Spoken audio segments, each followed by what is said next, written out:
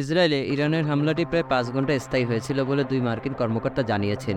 ইরানি হামলা প্রশমিত হওয়ার পরপরই রোববার ভোরে ইসরায়েলের হোম ফ্রন্ট কমান্ড তাদের নাগরিকদের শেল্টার থেকে বের হয়ে আসার অনুরোধ করে। এতে বোঝা যাচ্ছে যে ইসরায়েলিরা মনে করছে ইরানি হামলা শেষ হয়ে গিয়েছে।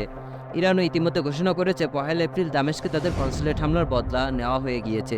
ইসরায়েল আর কিছু না করলে তারা এখানেই থেমে যাবে। শনিবার মধ্যরাতের দিকে রোববার ভোররাত পর্যন্ত ইসরায়েলে ইরানি হামলা চলে বলে কর্মকর্তারা জানান। পুরো অঞ্চলে মোতায়েন মার্কিন বাহিনী হামলায় ইসরায়েলকে সহায়তা প্রদান করে। তারা যতটা সম্ভব ইরানি ড্রোন ও ক্ষেপণাস্ত্র রুখে দিয়েছে। যুক্তরাজ্যও সেম কাজ করেছে।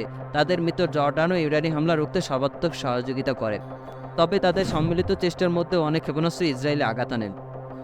এদিকে ইরান ছাড়াও লেবানন থেকে হিজবুল্লাহ বিপুল সংখ্যক রকেট নিক্ষেপ করে। ইরানি হামলায় কেউ হতাহত হয়নি। ইসরায়েলে ইরানি হামলায় কেউ হতাহত হয়নি বলে ইসরায়েলি জরুরি সার্ভিস জানিয়েছে। তবে ম্যাজেন ডেভিড অ্যাডম ইমার্জেন্সি সার্ভিস জানিয়েছে তারা ছোটোখাটো ইনজুরিতে আক্রান্ত মোট 31 জনের চিকিৎসা করেছে। তারা শেল্টারে আশ্রয় নিতে যাওয়ার সময় কিংবা ড্রোন ও ক্ষেপণাস্ত্র হামলার সময় প্যানিক অ্যাটাকে আক্রান্ত হয়েছিল। এর আগে এমডিএ জানিয়েছিল তারা 7 বছর বয়সের এক বালিকাকে হাসপাতালে নিয়ে গিয়েছে। সে মাথায় মারাত্মক আঘাত পেয়েছিল। ইরানি ক্ষেপণাস্ত্র রুখতে যে ক্ষেপণাস্ত্র নিক্ষেপ করা ছিল সেটির একটি টুকরা তার সে আঘাত পেয়েছিল। ইরানের ইসলামিক রেভলিউশনারি গার্ড কোর জানিয়েছে তারা 1 এপ্রিল দামেস্কে ইরানি কনসুলেটে হামলার বদলা নিয়ে ইসরায়েলি লক্ষ্যবস্তুগুলো থেকে কয়েক ডজন ক্ষেপণাস্ত্র নিক্ষেপ করেছে।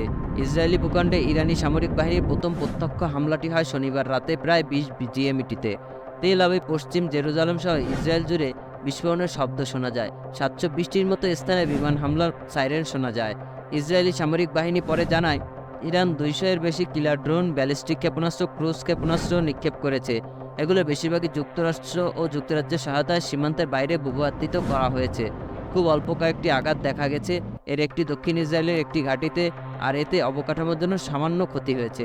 ইসরায়েলি সামরিক বাহিনীর মুখপাত্র ড্যানিয়েল হ্যাগারি বলেছেন হামলায় একটি বালিকা সামান্য আহত হয়েছে, আর কোনো হতাহতের খবর পাওয়া যায়নি।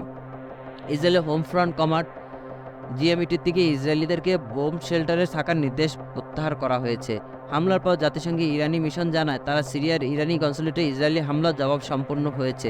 তবে হুঁশিয়ারি উচ্চারণ করে বলা হয় ইসরায়েল যদি আবার ভুল করে তবে তাদের আরও কঠোর প্রতিক্রিয়ার মুখোমুখি হতে হবে। আজ রবিবার নিউ ইয়র্ক সময় বেলা 4টায় ইসরায়েলের অনুরোধে জরুরি সভার আহ্বান করেছে জাতিসংঘ নিরাপত্তা পরিষদ। ইরাক, জর্ডান, লেবানন ও ইসরায়েল তাদের আকাশপথ সাময়িকভাবে বন্ধ করে দিয়েছে। এছাড়া বেশ কয়েকটি এয়ারলাইন্স এই অঞ্চলে তাদের কার্যক্রম স্থগিত করেছে।